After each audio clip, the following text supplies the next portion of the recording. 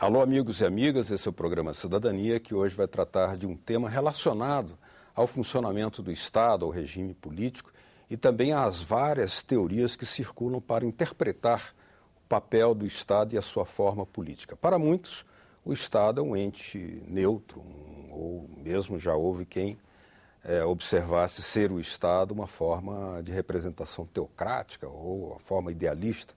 Mas há várias interpretações sobre isso, e uma delas é aquela que trata o Estado como resultante de um processo de conflitos entre as classes existentes na sociedade, portanto, um órgão de exercício do poder em favor de uma parcela da sociedade. É isso, mais ou menos, que trata o livro que temos aqui às mãos, Estado e Forma Política.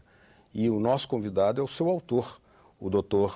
Alisson Leandro Mascaro, que é professor de Filosofia de Direito lá na Faculdade de Direito do Largo de São Francisco, aquela tradicional, lá em São Paulo, a quem dou as boas-vindas aqui ao Cidadania. Obrigado. Muito obrigado, Beto. É uma grande alegria estar aqui consigo. Bom, Estado e forma política é um tema super hermético, vamos dizer assim, embora derivado desse tema nós temos o exercício do poder diário na vida dos cidadãos, inclusive para a prática de políticas concretas de saúde, de educação, enfim. Mas o que é que te motivou nessa quadratura do tempo a retomar um debate que é super importante, mas era um debate que não é exatamente do cotidiano? Eu penso, meu prezado Beto, que nosso tempo tem trabalhado com a política já de uma certa maneira consolidada, sem indagar sobre as suas bases, sobre as suas causas. Para nós a política está aí posta, ela está apresentada. Para a geração atual, que não viu nenhuma guerra, que não viu nenhuma movimentação maior, que muitas vezes não viveu o tempo da ditadura, o Estado parece que sempre foi o mesmo. Basta votar, basta uma eleição, e aí trocamos as peças que estão nos cargos do Poder Executivo, do Poder Legislativo, o Judiciário por conta própria, os concursos selecionam os seus representantes, as pessoas que são investidas nos seus cargos, de tal modo que o Estado parece monolítico. Sempre foi isto, sempre se deu desse modo, e em certos momentos, então o Brasil e o mundo se apercebem que o Estado tem muitas questões por detrás de si.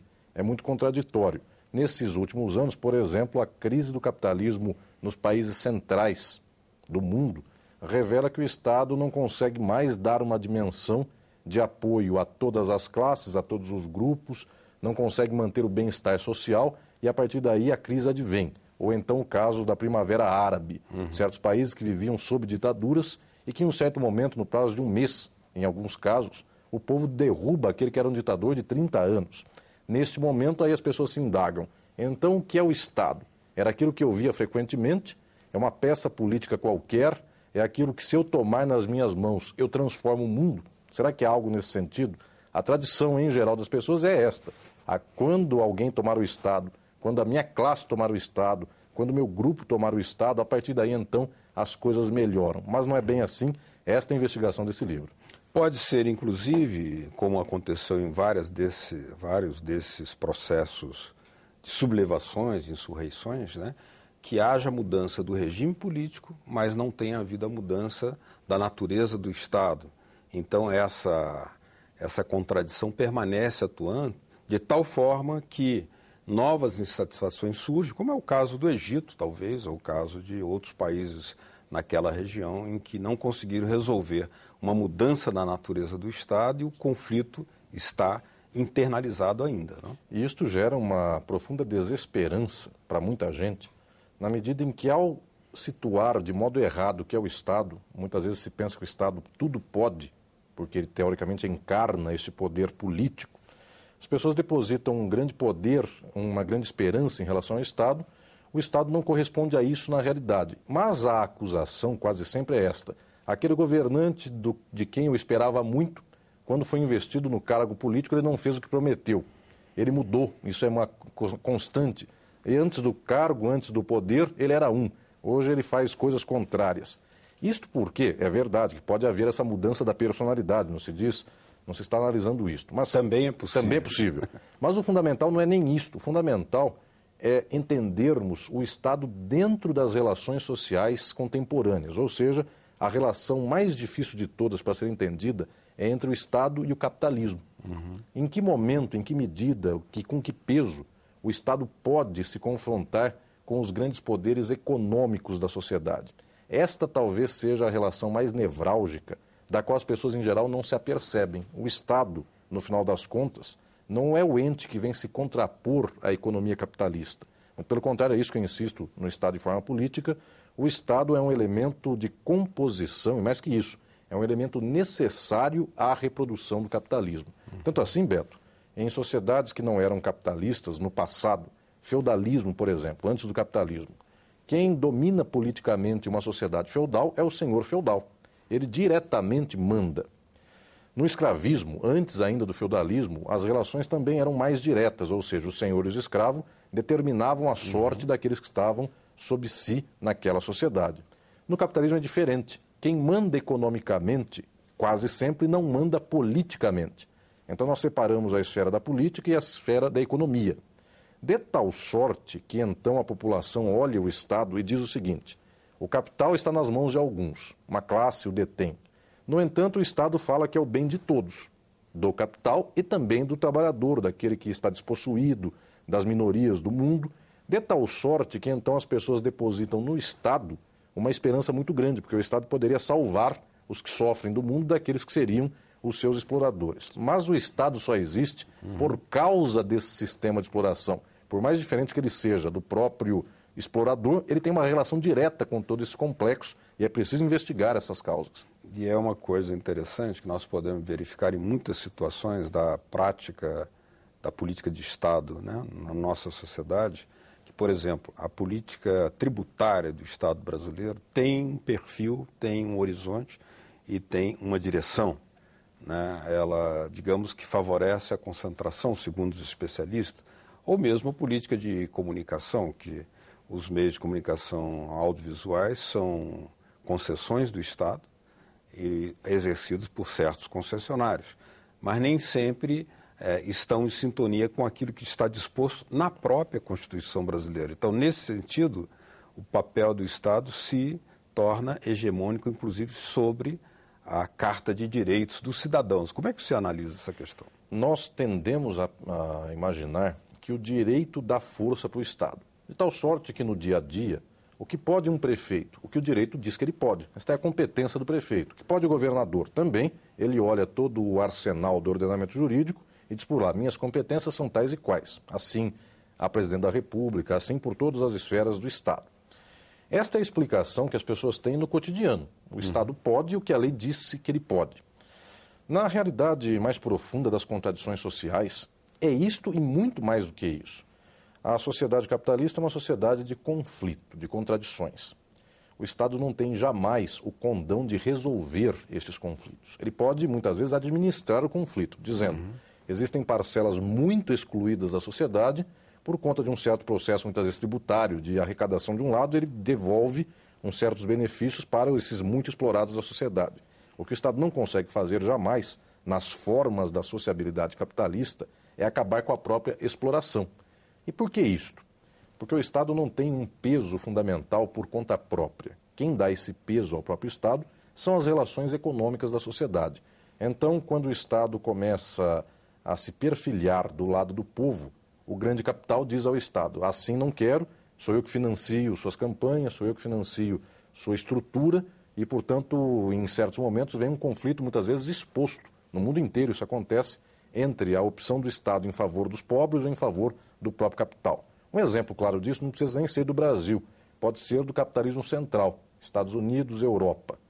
Com a crise do capitalismo mais recente de 2008 para cá, os Estados europeus e dos Estados Unidos se veem confrontados com a seguinte opção: o orçamento é curto e eu tenho multidões de desempregados. Alguns países, inclusive, batem para os jovens a casa de 50% de desempregados. A Espanha parece que chega a essa 75% entre os jovens. Pois é. Então, de uma certa maneira, o Estado se vê na contingência de um grupo social que está altamente penalizado. Mas não se trata de uma opção dos políticos apenas em dizer eu defendo um lado contra o outro. A máquina do Estado é muito imbricada com a máquina da própria lógica do capitalismo, de tal sorte que a arrecadação dos Estados muitas vezes vai para a salvação de bancos, dizendo o seguinte: se o banco quebrar, quebra a economia. Mas se salva o banco, também quebra a economia de um outro modo. Resultado, a ligação do Estado não se faz simplesmente com aquilo que a Constituição determina para o governante, nem com a competência normativa, se faz com essas forças. Portanto, a depender das forças vivas que atuam na sociedade, o Estado pende para um lado ou pende para o outro. Agora, o seu livro analisa a relação entre forma, política e Estado. E muitas vezes, o caso da crise financeira nos países centrais do capitalismo, por exemplo, uma retirada das regulações de Estado proporcionou uma crise sem precedentes. Mas, novamente, é o Estado chamado a salvar aqueles que tinham descumprido as regulações que seriam, digamos, em defesa da sociedade, supostamente, teoricamente. Mas aí nós temos uma impotência das formas de representação política para determinar que o Estado se comporte para o bem comum. Isso retiraria aquela ilusão que alguns setores podem ainda guardar ao dizer que o Estado é neutro e acima das contradições da sociedade, portanto, ele poderia ser o guardião dos interesses de todos e não de interesse de apenas uma das classes mais favorecidas? Eu penso, Beto, que essa é uma questão decisiva. Em geral, o senso comum, e até do jurista, o jurista aprende assim quase sempre na faculdade de Direito. O senso comum diz que o direito, que o Estado é o bem comum, é o bem de todos. Porque ele não tem dono, ele troca os seus donos conforme as eleições vão acontecendo e, teoricamente, ele tem que dar conta de uma totalidade social. Ele tem que asfaltar a rua na periferia, ele tem que dar condição de saúde, educação, abrir estrada para o capital, inclusive poder avançar, condições de infraestrutura, aeroportos, trens e tudo mais.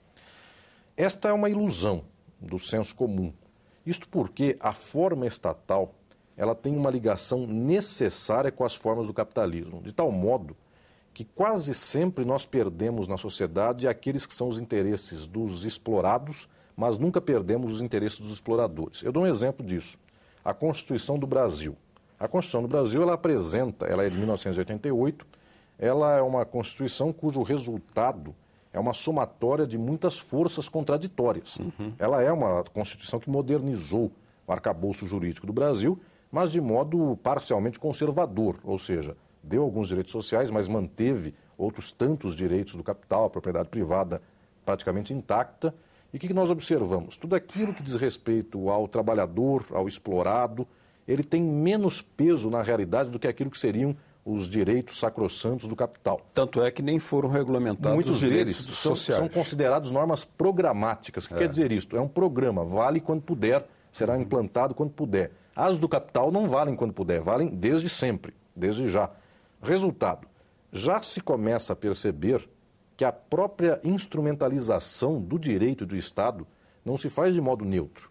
Ela opera por meio de muitas forças. Uma dessas forças, conforme a própria reflexão sua agora há pouco, também são os meios de comunicação de massa. Porque eles ensinam às pessoas o que se deve pensar a respeito da própria política. E a partir daí é uma espécie de círculo fechado no qual a política faz o que o cidadão quer. E o que o cidadão quer é aquilo que muitas vezes o capital quer. Porque as pessoas não sabem o seu interesse. E muitas vezes desacreditar a política é obedecer aquilo que o grande capital possa querer. Exatamente, porque muitas vezes um passo da política contra o capital faz com que o capital, para não ter que enfrentar a política diretamente, ele controle os meios da opinião do povo. E isto, nas sociedades contemporâneas, não é só o caso do Brasil, mas em todo o mundo contemporâneo, estes aparelhos ideológicos são muito claros. As pessoas têm valores, não é porque cada uma delas sozinha resolveu ter tal valor. As pessoas têm valores sociais mais ou menos homogêneos, mais ou menos iguais, porque esses grandes aparatos fornecem esses mesmos valores. Por exemplo, as grandes televisões.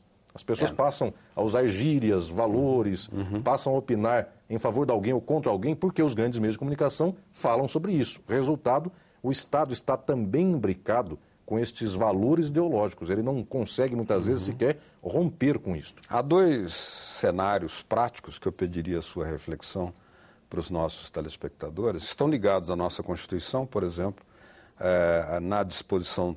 nas disposições transitórias da Constituição, está lá o prazo de 10 anos para erradicar o analfabetismo no Brasil. Já vamos para 25 anos, né? E está também que a reforma agrária é uma política de Estado, tanto é que existe um ministério para tal, né? E, inclusive, está no orçamento do Estado brasileiro, né? Nenhuma coisa nem outra tem andado. Isso aí seria um momento para fazer uma grande reflexão sobre o Estado e a sua completa dissintonia com a forma política, ou uma forma política que referenda uma prática do Estado assentado na manutenção da não operância desses dois cenários. Como é que o senhor... Eu vejo que é uma questão também que é exemplar de como os tempos presentes operam justamente os conflitos sociais. A Constituição é nitidamente uma Constituição que dá certos direitos para um lado e tira de outro lado, de tal sorte que todos ao mesmo tempo se sentem contemplados com ela parcialmente e todos ao mesmo tempo têm críticas à Constituição. Os setores conservadores, mais reacionários, não gostam da intervenção do Estado na economia, dessa nossa Constituição.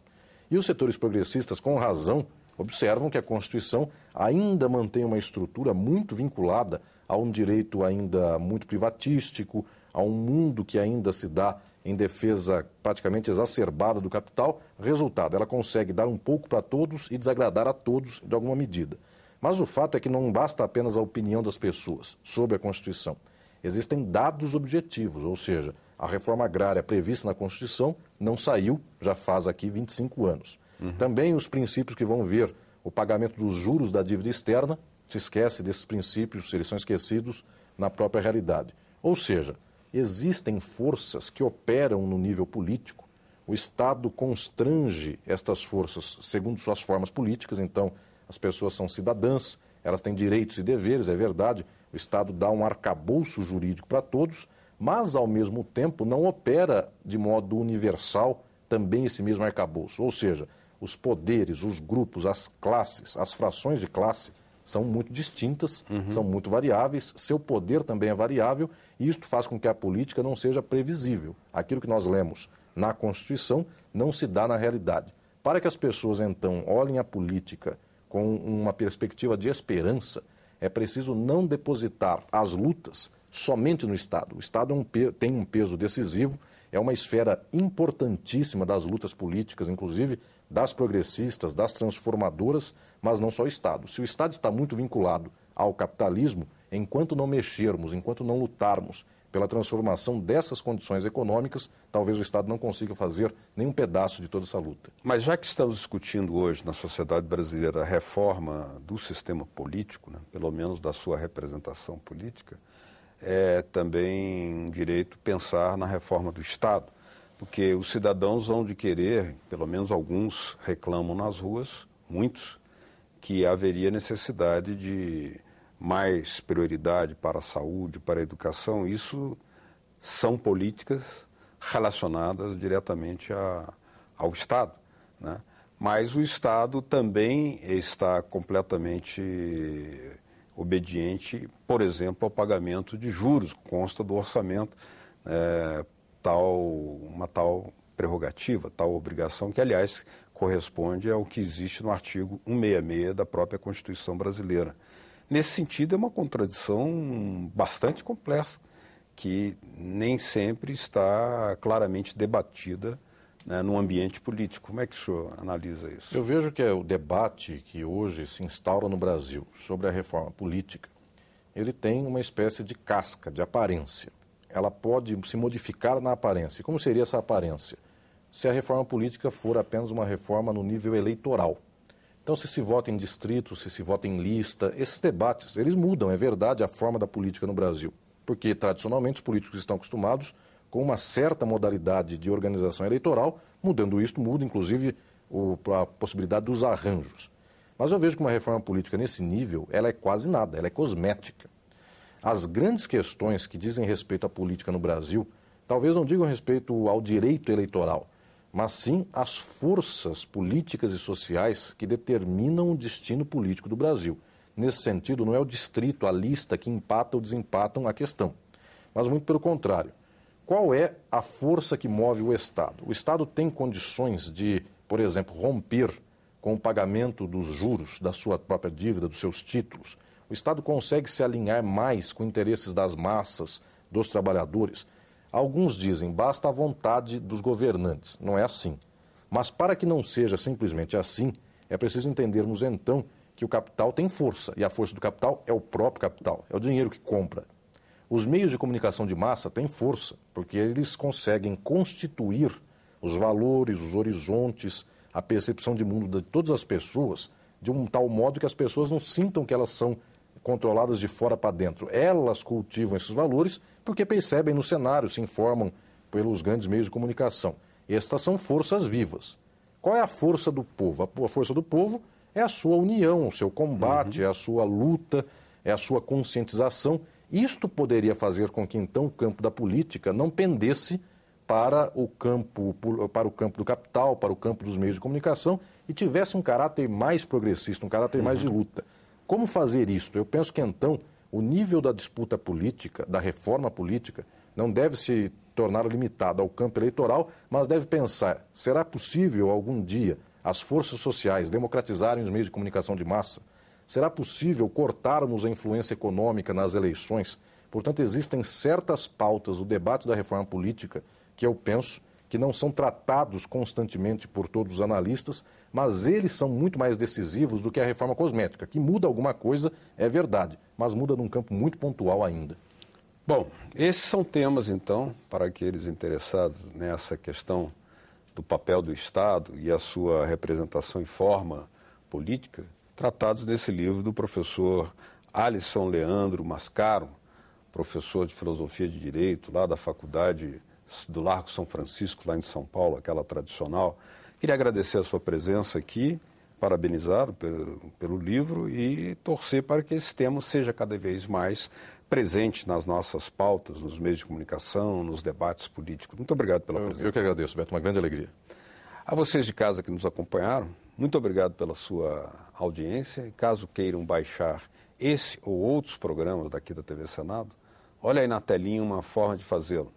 www.senado.leg.br/TV.